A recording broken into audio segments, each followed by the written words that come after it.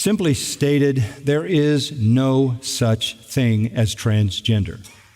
God made man male and female.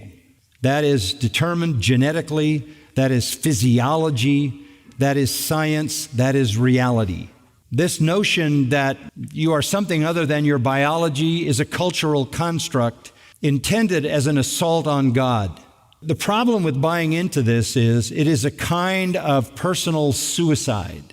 It is literally the end of your existence in the way that God designed you, because you have completely cut yourself off from reality and from normal relationships. This is the end of your identity. This is the end of your ability to have a marriage that is a real marriage. It's the end of your ability to have a family. It's the end of your ability to connect and to be a part of a society and a culture and have a future and belong. It is a kind of extreme isolation that can be no more extreme. You can't get more extreme than saying, I am not who I actually am, because that becomes an utterly imperceptible identity. You literally have disconnected yourself from existence.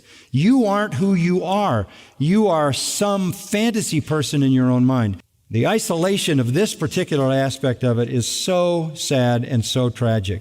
I don't mean by being so firm that you want to be lacking in love when you communicate this. But the only way you can address it honestly is to say, God made you, and God made you exactly the way He wanted you to be. You're not only fighting God in His physical creation, you are, even more importantly, fighting God in His sovereignty. You are fighting God in His spiritual relationship to you. This is a war on God. I'm not going to let God tell me who I am. I'm not going to let God define me. I'm going to be my own God. I'm going to define myself. You're in Romans 1. That's a reprobate mind. That's a mind that doesn't even function.